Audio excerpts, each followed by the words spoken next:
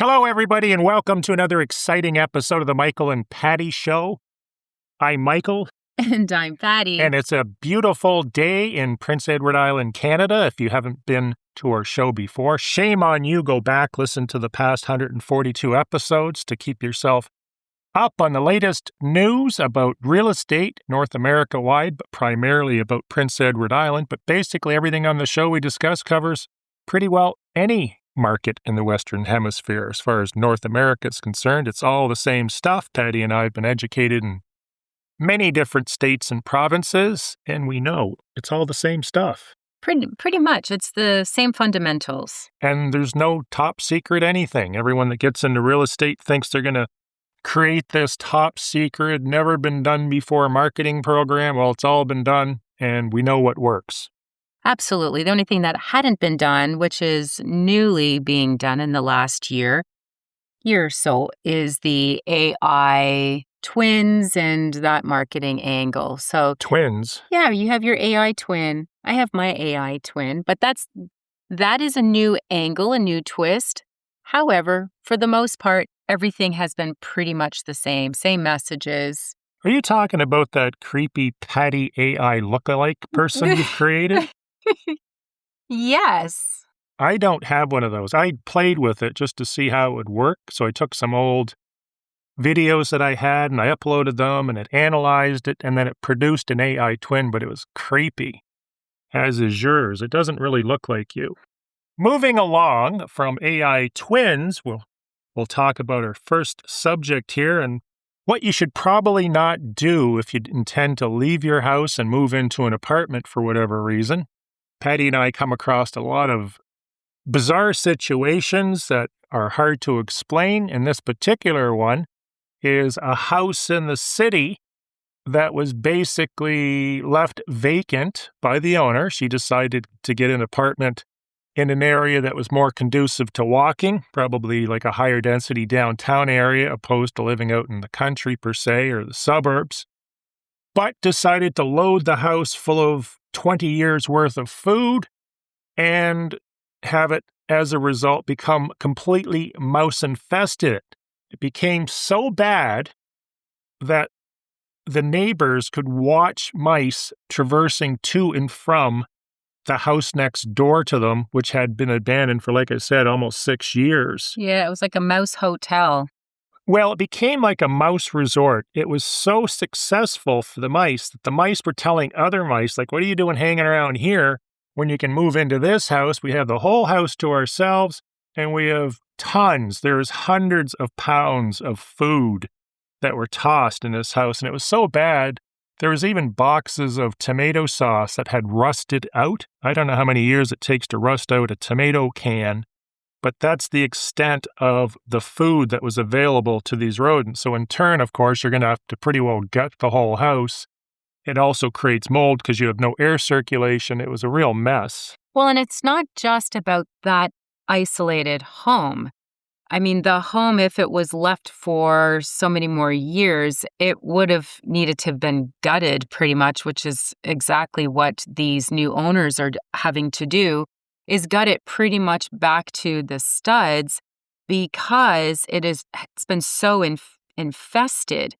But it's also a little bit of an inconsideration and disrespectful to your neighbors, because now there really is a rodent issue within their subdivision, their street, their neighborhood.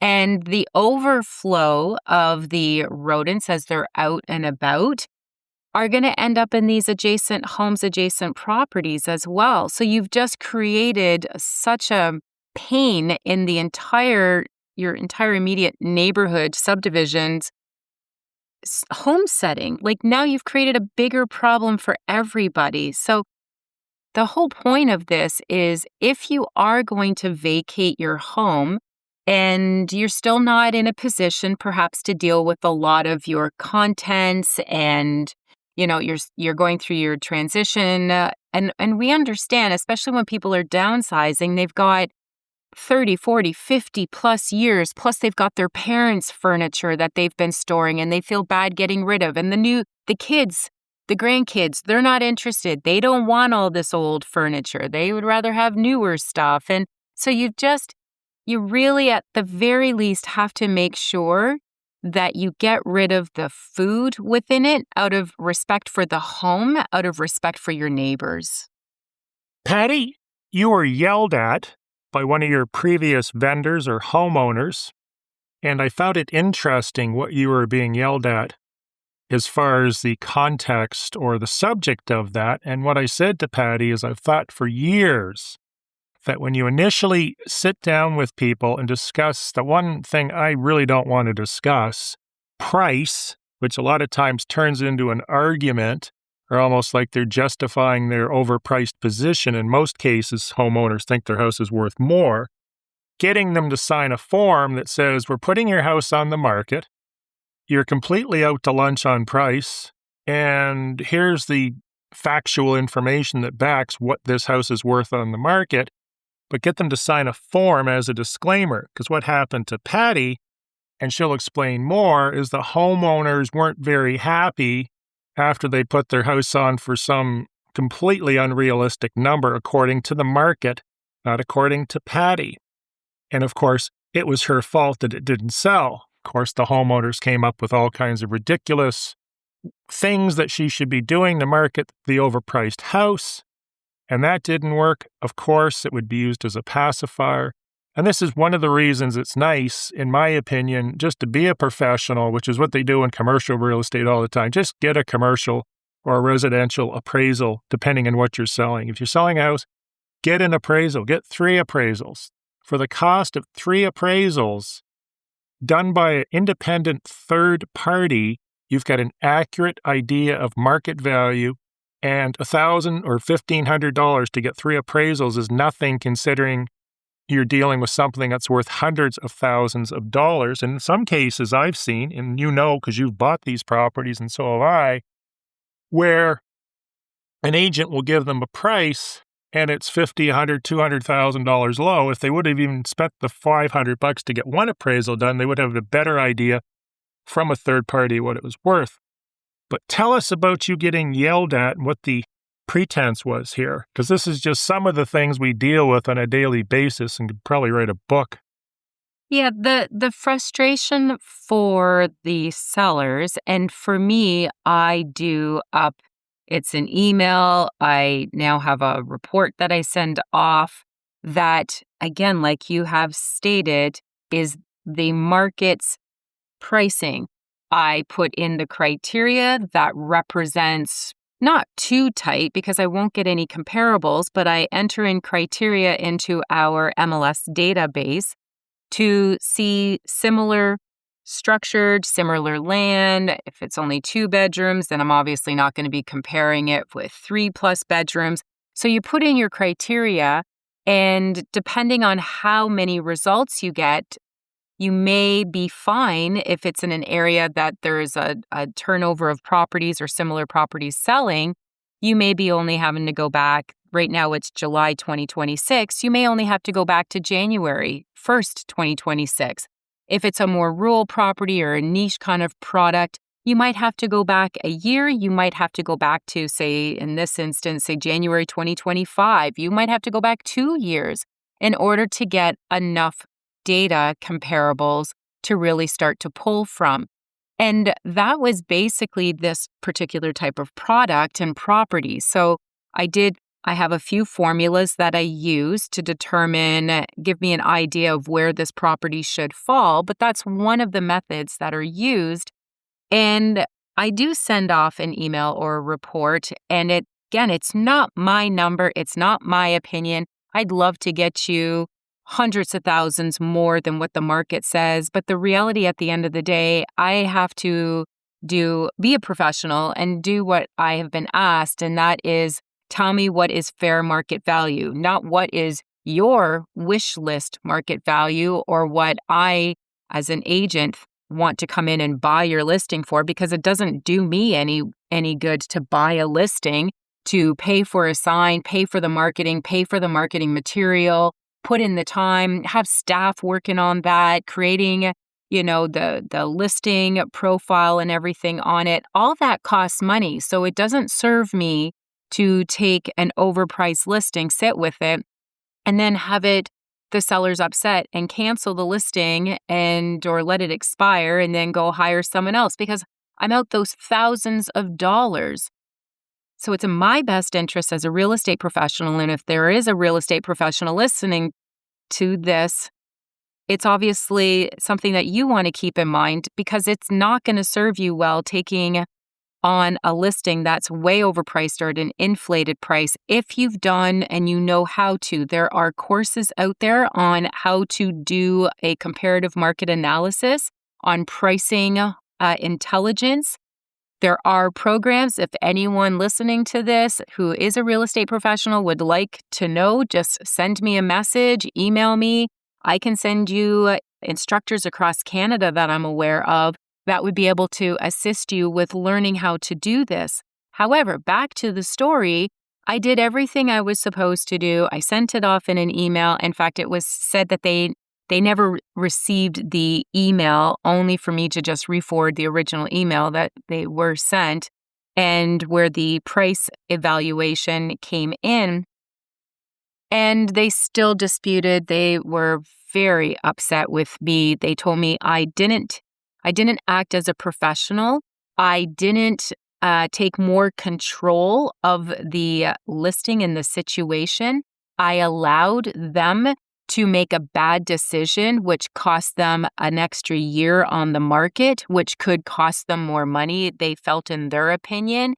And at the end of the day, we parted ways. They broke up with me. And it wasn't anything that I felt. One, I'm not going to yell at my clients. Two, I'm not going to sit there. If I provide you the education, and Michael, I like the point that you brought up about getting a disclaimer, but I feel like kind of cover my tracks and basis with this by sending a time-stamped email saying this is what the market says it is on this day. Now, please know we can do that same comparative market analysis with the same criteria a month from now, 6 months from now, and get a different number. And it can go up, it can go down, or it can be the same. It is a sliding scale, and I've mentioned this on previous episodes, but it's no reason to yell and get upset with your realtor if they were doing their job right, which I know I was. Let me ask you one question based on what you've just said. Okay. Did you know these people were nuts when you initially met them? I will not comment on that, and I don't speak ill of my... Oh, you're not speaking ill. I'm not... I find people that are nuts. A lot of times you can tell in the initial meetings, and you try to go past that and just say, oh, they're a little bit different. They're a little bit eccentric. Yeah, they built an airplane in their basement. They'll never be able to get out. Real story. But I think they give you clues from the beginning that this is going to happen in the end. Don't you find that? Okay, yes. And you can use whatever assertive political words you want, but you and I deal with between 1 and 3 people that lack cognitive abilities a year. Wouldn't you say that's fair? Okay, so what I am going to say is within my listing presentation, I do say that we have to mutually agree to work together. And now that I'm doing a full disclosure on that mutual agreement is as much as they feel they have the power and the control, and they're interviewing agents and they're going to see, I'm also interviewing my seller. And there are listings that I'm not interested in taking on because I can foresee this is not going to probably work out the way it could if they would work a little more collaboratively with me. So I'm not saying anything ill about these people. They were nice, but they got angry. They got desperate. Life circumstances changed. And they also were told by all their circle, I will just call them, that don't let the realtor underprice. This property is worth X. You should be able to get even more than that. I can't believe that property's only priced at that amount. That's a giveaway. Your realtor's not helping you. So these are the things that were said to them right out of the gate on the onset of this listing going on, which is why it went on at such an inflated price, because their friends were saving them from me and the market. Whereas, year later, if it was such a steal of a deal, it would have sold. So, of course, what happens, and I said this to Patty yesterday, I could actually play the stereotypical vendor.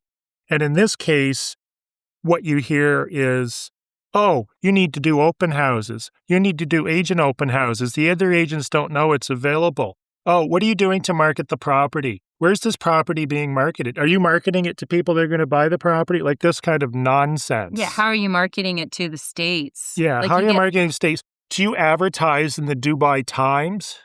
Do you know Arabic? Yeah, do you have advertising in China? Do you have, these are all things that we have actually been asked. And they'll never admit that they've grossly overpriced their property according to not Patty, not your agent in most cases, but the market. So what happens in this situation is they look for the miracle agent. I did a video on this years ago on my YouTube channel.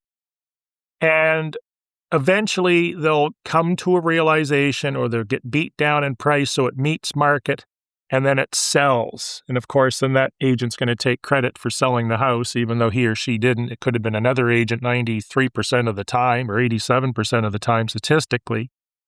But that's what happens. So what's happened at the end of the day by you overpricing your property and not listening to Patty and listening to all your friends, which know absolutely nothing in this particular case, in most cases, is you've wasted a bunch of friggin' time. You've gotten all excited and emotional, tried to come up with all these convoluted, crazy ideas that potentially your very successful listing agent has never thought about in the past, and you've wasted time. Yeah, and that's something like the public, they just assume, well, yes, we don't get paid until we sell a property.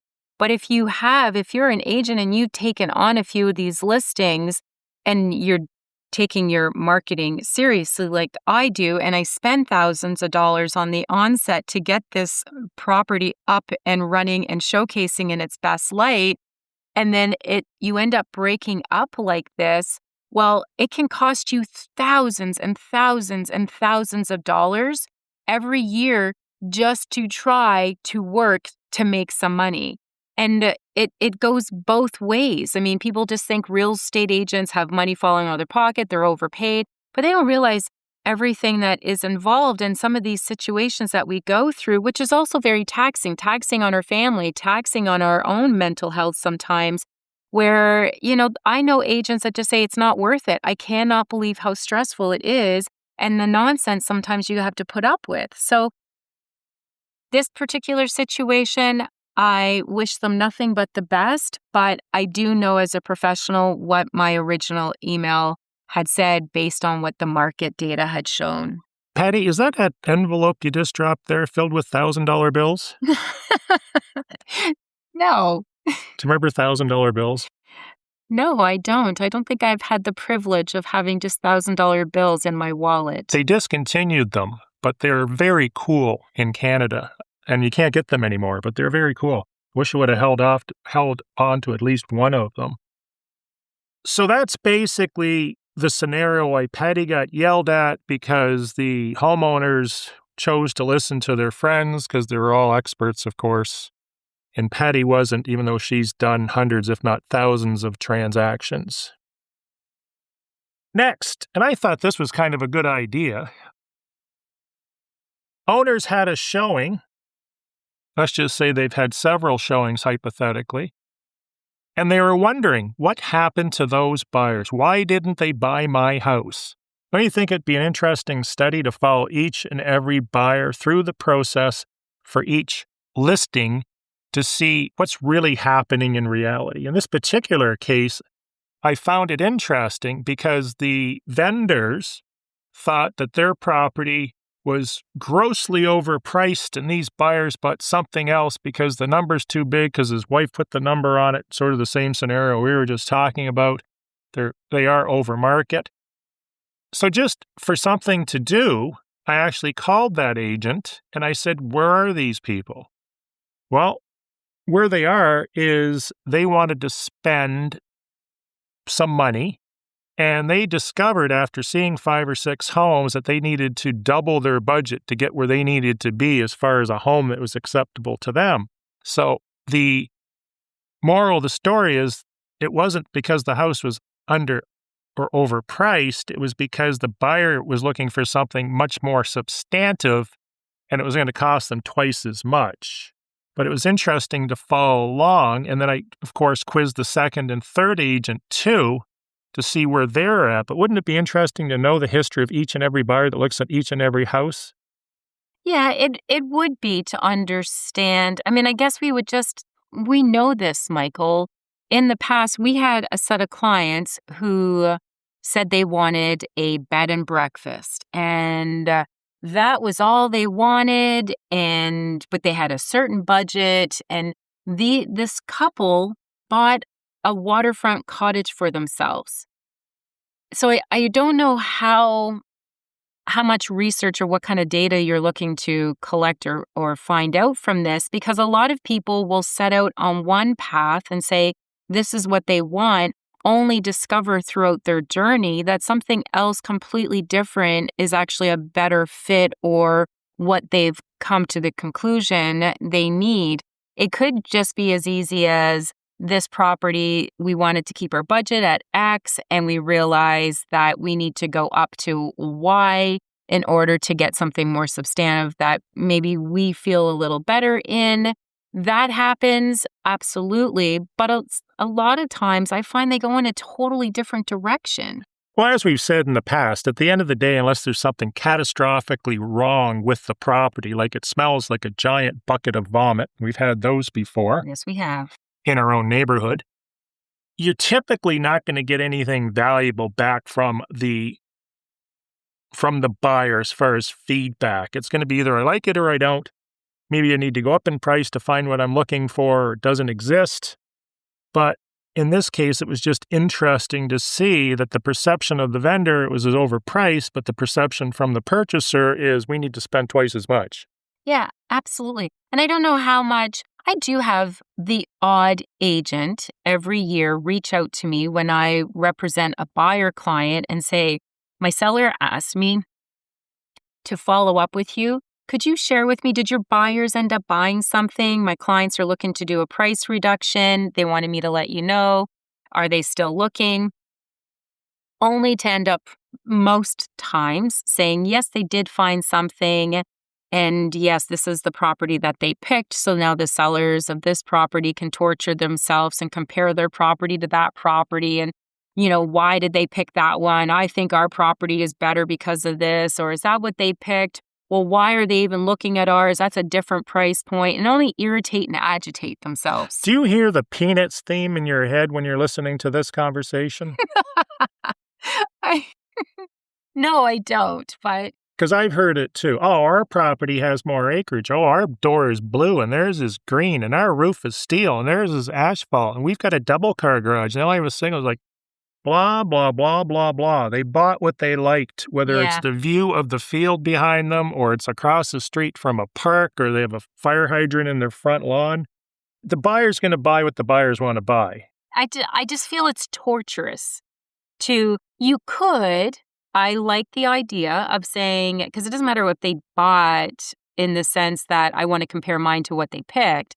But if there is a price reduction, it is worthwhile as a listing agent to reach out. This is all done within my showing service that I use. So any price reductions, any agent that has shown the property can send them off a little reminder, because maybe they're not sitting there watching our hot sheet for what price reductions have been done. Chances are their clients are if they have an interest in the property.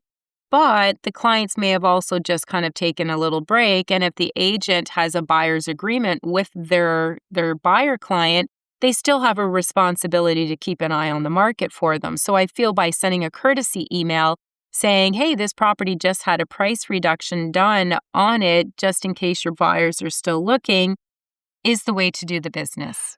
But they're going to sit around and wait for more and more and more price reductions, whereas actually the best thing you can do if you really want to freak buyers out, if you do know there's a pool, they're watching them, is raise the price or just take it off the market. I guarantee you, and this has happened to me, and it actually got an offer on a property where we just took the property off the market. The buyer freaked, like, where's the property gone? We're interested. We've been waiting for price reductions. I just said, well, there's not going to be any price reductions. We decided not to sell it. Have a nice day. And they brought in an offer at asking price. That sounds great if it would work every time, but I don't think works it would. Every time. I disagree. In this little world I've created. Yes, we all know. It does work. Okay. I understand. I do understand what you're trying to do. Because these people are sitting there waiting for price reduction. So when you flip the table and increase the price, now it just changes the whole paradigm. Yeah, and that fear of loss and the little game that they thought they were playing, they just lost at. And now what do?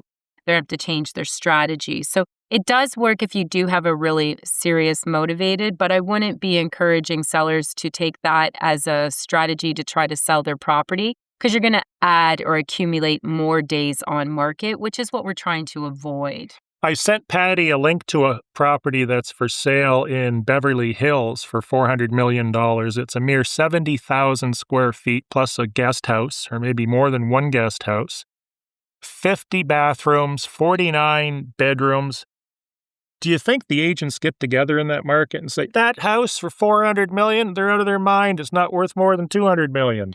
No, but my question is, if that was being, that is such a niche market, but my head went to, can you imagine doing an open house on that house? 70,000 square feet? Well, we've done 12,000 square feet. Yeah. And that was probably the biggest house on the island that went for sale and actually transacted more than once. But even that, there was never open houses done. But you could never do an open house and control everybody because it was just too big. Yeah, like that's an extreme, and I know I'm being silly. But do you think they say that house is only worth $200 million when it's on for $400 million? I don't know. I want half price. Moving along. Tell me what happens when somebody calls Powerhouse Patty and wants to sell a commercial business, or just randomly picks an agent to price, say, a farm. Well, any commercial type property or farm property.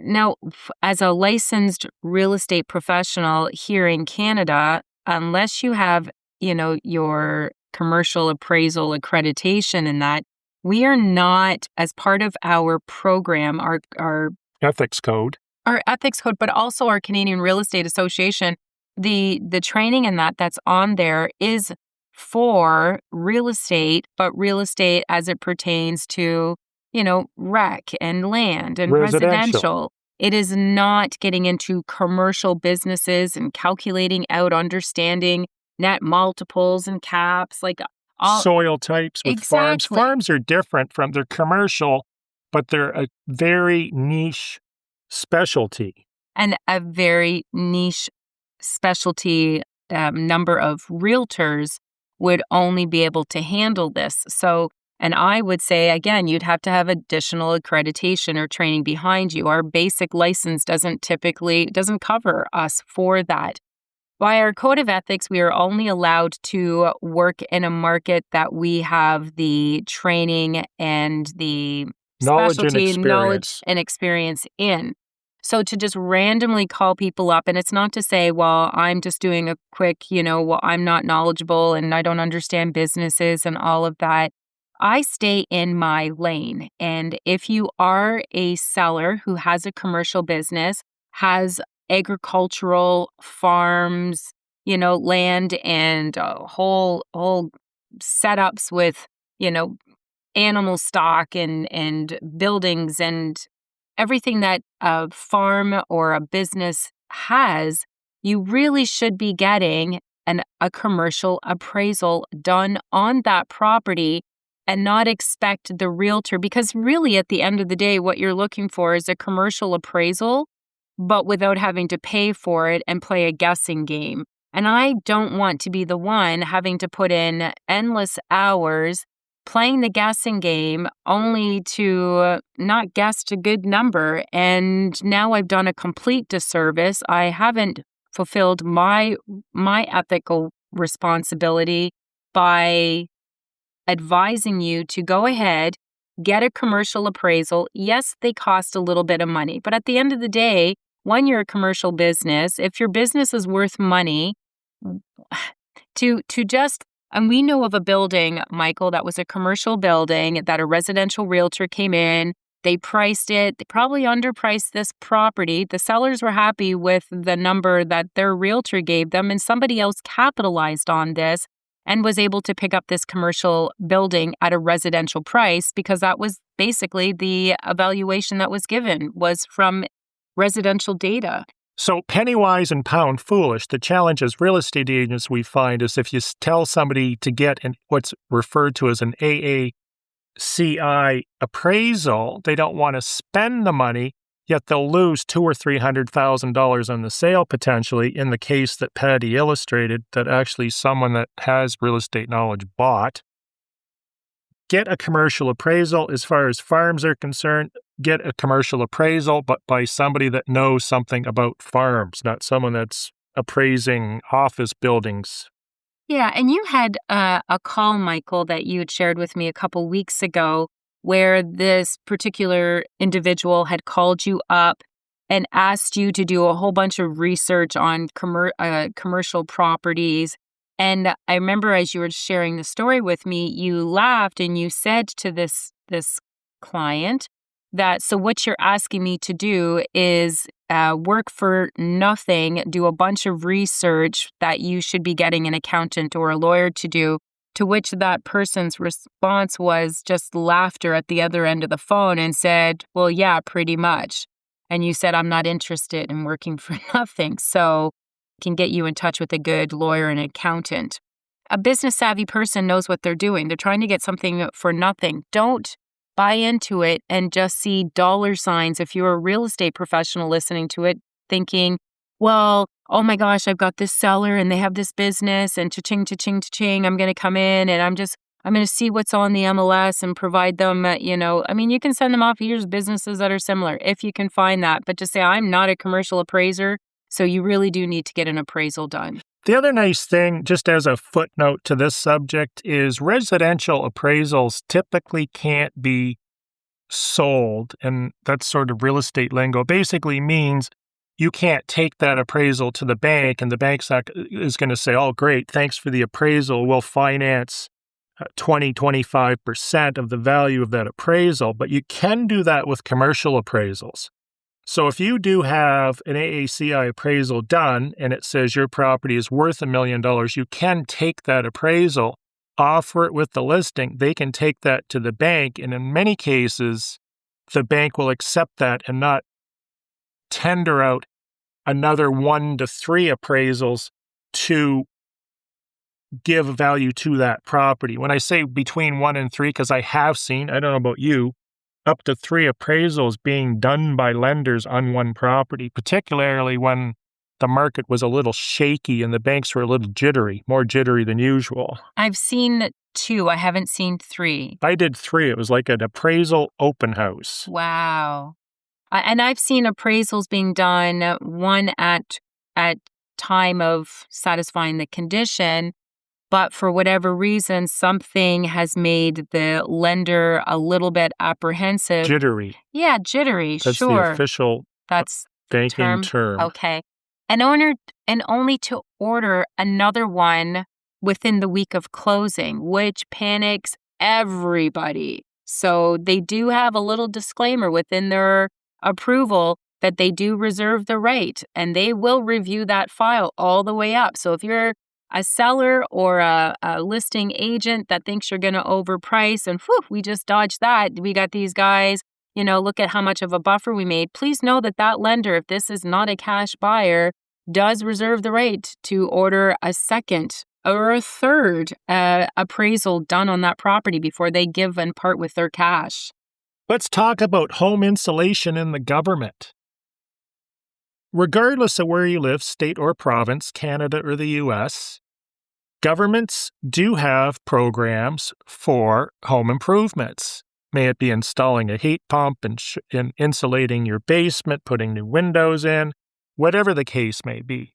Well, in this province, and I didn't really know this, is if you're insulating your basement or your house, there are government programs that will provide a subsidy up to 50 to 60%. So I'm told. This is third-party hearsay. I haven't gotten down far enough to actually see checks being cut by the government. But they do subsidize people insulating their homes and making them more efficient. You do have to get a home efficiency test done. We'll talk about that briefly next because Patty's had it done. I just ordered one in this house. It was a whopping $99. But there's also a new program through the provincial government in Prince Edward Island that will subsidize, I believe, 100% for low-income homeowners. Were you aware of these programs? Yeah, that's the one thing I can say about Prince Edward Island, too, is they really do try to help. I mean, Canada is trying to go as green as they can, so we have less reliance on oil and things like that. But PEI really does try to help with all these incentive programs to become a more greener province. So whatever you're doing with your house, make sure you check for programs that may subsidize from anywhere from 50 to 100%, depending on your income. And the other thing that I was asked for, because I may have a house insulated, is the gentleman doing the insulating, spray and foam, the wool board, whatever we're using, 2x4s in the basement, vapor barriers. He wanted a home efficiency test done because apparently this plays into the rebates you may receive. Have you heard of that? So you get your $99 test done. You take this test to the insulation guy, and he will show you if you're going to get any government incentives to make the job cost less for you, even regardless of your income. Because most of these programs, they won't cover anything if you're making over 30, 40, 50 grand a year, which for Patty, that's just a couple of days. Oh, that's pretty funny. That's why she's dropping envelopes with $1,000 bills in them. But I will say, when I had mine done, which has been a few years now, I thought I had paid, and I don't have, $200, I think. about $200 I thought is what I had paid for it. Makes me want to go and look that up, but yeah, it is definitely worthwhile. It gives you a bunch of tips on things that you can do to make your home more energy efficient. It allows you to, perhaps if there are some deficiencies within your home, to look into and do your research. Are there incentive programs to perhaps get assistance from your province in your area that you are living? And the other thing that is a benefit or a bonus as well to doing this is it does add value to a small degree, but it is there to your home if you're looking to sell it. Because if you have a very energy efficient home, or you've done some work to make it more energy efficient, well, that is something that should be shared with a potential buyer. That is something that makes your home more desirable and is a selling feature as far as I'm concerned, because it also shows pride of ownership. What would you do with a house? And I'm speaking from reality here. I have a house that one of the rooms expels a lot of hot air all the time. That must be your office. Actually, it's a squatter. You have a squatter? You kind of walked right into that, Michael. Listing agent is stunned that their verbal counteroffer is not being accepted, and Patty is walking, actually running with a limp. Yeah. Because she has a bad knee. Well, I actually really do have a bad knee right now. Okay, let's I've just say entered it dancing. She squatted away from this agent. This agent is blown away, a new agent with zero experience, that their counteroffer isn't being accepted, and Patty just told them, well, we're just going to buy something else. So the point to this is, don't think you hold all the cards if you're a seller. Yeah. Because an experienced agent is just going to give them a plan B and C. Yeah, and this was a newer agent. And it was a good offer. It was a good offer, and they decided they were going to play hardball. And I don't know, they made a statement which let me know that they misscripted their objection with me, because they said, well, the seller, based on this offer, does need to come down a significant amount. And I went, I don't think so. And I pointed out what it was listed at and what the offer was, to which their response was, oh, right, sorry. So I just said, so your seller is willing to lose these buyers for X amount of dollars. And they said, so your buyers will walk away. And I said, actually, yes. I said, they're going to squat. They're going to limp away. We'll just find something else. I said, if your seller doesn't want to do business with us, we will. And I said other things, but it was all to benefit my buyers. And then I shut up, and I got to listen to them scramble and repeat themselves about 3 times, and kept asking me the same thing. Your buyers are going to walk away. And I said, yes, I'm confident they will. I will have to consult with them. Obviously, I don't want to speak on their behalf without their consent and permission, but I'm pretty confident. I know my clients, and which I just kept trying to get off the phone while they were just digging a bigger hole and offering me more information, which they should not have offered me. And then I called my buyer clients, had a conversation, shared the stuff that was shared with me. And my clients just said, tell them we're walking. And guess what happened? Everything got signed. That's usually what happens, is the sellers will come back with their tail between their legs, thinking that they're no longer the super negotiator that they were, because you gave your purchasers some options that were better than their evidently overpriced listing that hadn't sold to anybody else, including these people. But let me ask you this. On the conversation with this agent, what was the longest pause that you induced? The longest, I just sat there quiet. I What didn't was have the longest to talk. pause? Was there a pause at all, or the vendor's The agent listing just agent kept talking? filling the void. I'm the one that just stopped talking. Right. So that's one of the best things you can do in a conversation to give you more information, more leverage, is just shut up. And sometimes I've been on calls, I think my record was 15 minutes, and there's 3 of us in a conference call, obviously knew what we were doing. And finally, one of my business partners said, "Are you waiting for me to say something?" That would be so intense and so much fun to be with 3 highly trained negotiators, to know that who talks first loses. And someone finally just, if not, by the sounds of it, you guys would have been there all day. Or what I get all the time on the phone, I don't know about you, is I get the, "Are you still there?" Yes, I've gotten that so many times. Yeah, it's called listening. Because I'm waiting for you to give me some information unsolicited. Yeah. And they usually will, because they feel very uncomfortable because of the pause. So try this in front of people. Yeah, You stole my idea. Yeah, well, I was going to say, try it in just your day-to-day conversations.